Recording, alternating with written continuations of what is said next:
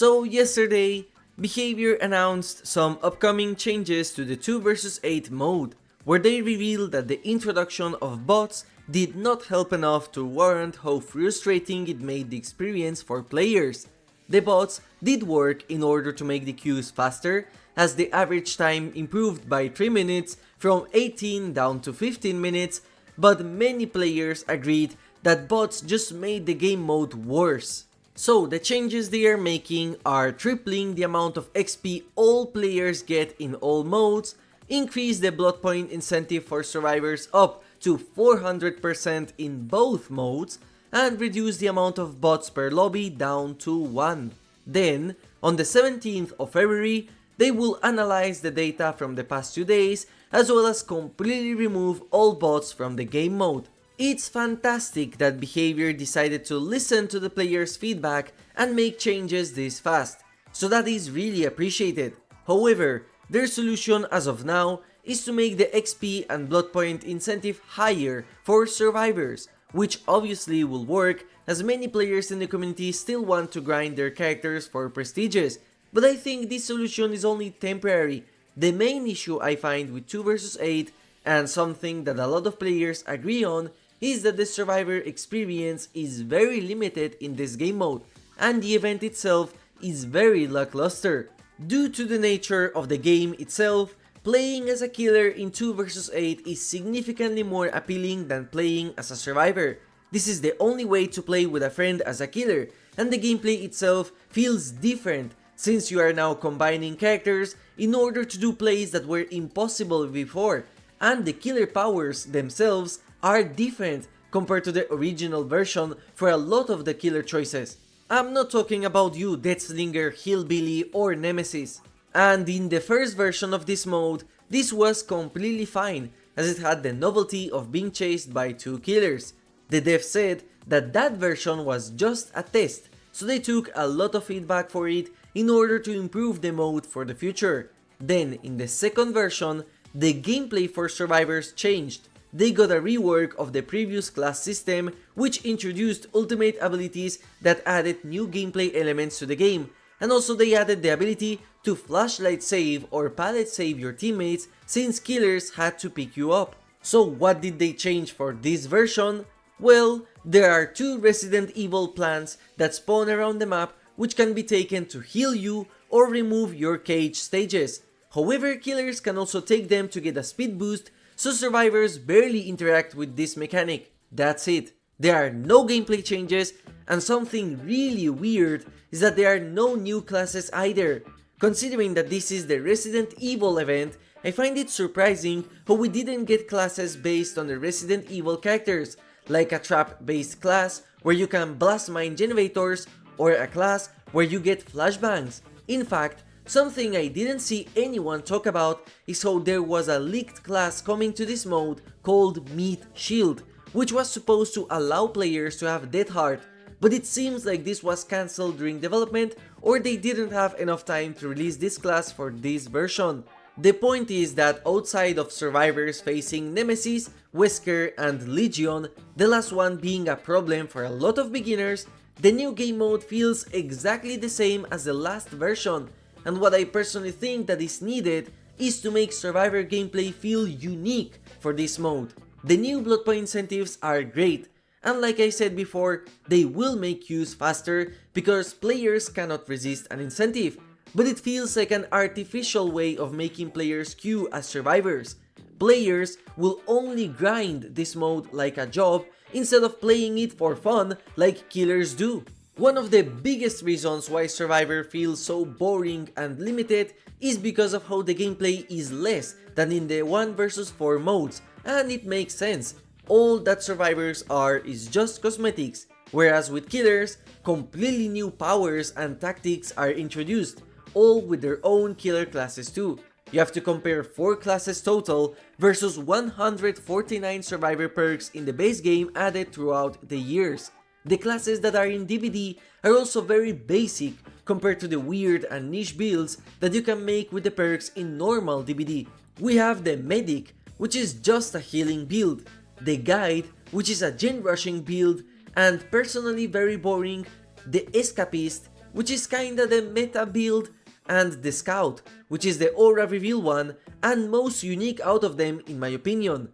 Notice how there are still a lot of survivor archetypes missing, like a class focused on flashlight saving, a stealth based class, a deceiver class, something related to invocations or even boons. Totems are completely useless in this game mode. And let's be honest, when was the last time you got flashlight saved or pallet saved in this mode? Despite the devs adding this mechanic back, I haven't seen it outside of completely skill issues by players that are new to the game or casuals that came back just to play some matches in this game mode. Whereas in the original 1 vs 4, that aspect is what many players dedicate their entire builds on with light-footed flashbangs. Outside of the Scout class, and maybe the Runner class, there is nothing survivors can do to interact with the killer 1 vs 1. No perks like head-on to be aggressive to them, finesse dramaturgy, champion of light, plot twist, basically nothing. And I feel like that is what makes the game mode so limited and compared to original DBD so repetitive. I think the devs missed the mark completely, and they should start adding classes that are niche focused in order to fit as many playstyles as possible, as the classes right now are very boring. Some of the classes I thought about is a Booner class, where you can boon totems in order to create areas that affect all survivors inside it. Since this would potentially be very strong, giving killers the Shattered Hope effect by default would be fair. This class would introduce totems as a mechanic in this game mode, so that's a new element already. Then another class that would be cool is a Stealth class. Currently there are way too many reveal skills in this game mode, and based on my own gameplays, a lot of survivors have zero idea of this still. There is no way of doing anything stealthy in this game mode, so having a class that allows survivors to hide their auras with their ultimate would be interesting for them and allow a new playstyle to be used. A flashlight focused class would also be interesting, where they start with a flashlight already instead of having to search for it in chests, and potentially having passes like Champion of Light or Background Player in order to try and set up flashy saves. There are so many more elements missing from this mode, like Chemical Trap, Wiretap, Blast Mine, Flashbangs, Head-On, the entirety of protection perks. Having these classes would at the very least spice the gameplay of survivors a bit. And since I mentioned chests, let's talk about that, because another thing that I believe would help this game mode a lot is a complete rework of chests. Now, I already made a video about this in the past that I recommend you watch if you want, where I showcase a bunch of new items ideas that are exclusive to chests in the trial, and I think all of those items would be amazing for 2 vs 8. Some of them are the Flare, which blinds killers looking at a survivor holding it, or the Smoke Bomb, which is the same one used in the Halloween event. Now the twist for this mode would be to make chests refill after some time to allow survivors to constantly get new items and new opportunities to interact with unique gameplay, and this would actually be like a secondary objective for them, so repairing generators is not the only thing players do. Currently, the only special thing chests give is the flashlight. Medkits are basically useless since there are various medic classes in the match, toolboxes are just boring, and there is no sabotage in place either, and maps are also completely useless since guides reveal the location of generators. If chests gave better items than they do now, seeing a teammate opening them would no longer be annoying. And if you think my suggestions are too strong, well, that's the point. There needs to be a reason for survivors to play the game mode itself. The game has to be survivor-sided.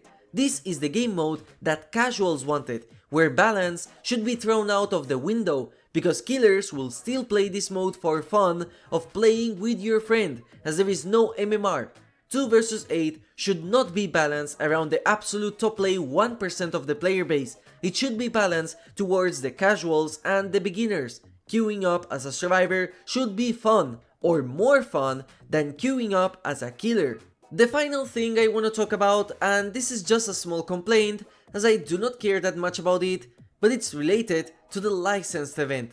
getting Nemesis, Wesker, RPD, and all Resident Evil survivors for free during the event is actually really great for a lot of casuals and new players, and I am very happy that Behaviour is doing this. However, for those like me who already have everything unlocked, outside of the name, what is so Resident Evil about this mode? The green plants? This doesn't feel like a Resident Evil special version of the game mode. It's not as bad as the D&D Chaos Shuffle, which was just a cosmetic collection and that's it, but compared to Castlevania Lights Out, which felt like something Castlevania related and which introduced the Candelabra unique item, which was something that is actually exclusive, this mode is just called Resident Evil for the marketing of it, because the game mode itself feels the exact same as before, only now you can play licensed killers. And I get that bringing zombies or changing the maps to feature zombie-like decorations to all matches would have been too much. And I also see how a lot of events nowadays just have the license tackled on, like the Terminator event in Black Ops 6, but it's still very disappointing that the green and yellow herbs are so rare and limited. Again, personally it's not a big deal for me, but I am sure this point resonates with many players who expected something more from such a huge licensed event. In fact, one of the most common complaints I see regarding this version of the mode is a bug with Wesker, which makes the match unplayable, and that's all I read on my comments. Really disappointing to have such a big bug in a licensed game mode that is related to a licensed character, and hopefully it is fixed soon in a hotfix. Anyways, let me know in the comments what you think of this version of the game mode, if you think the changes Behaviour is doing are going to help it, and especially if you are a survivor, what things you would like to see in this mode in order to make you play more of it. As always, thank you for watching and have a nice day.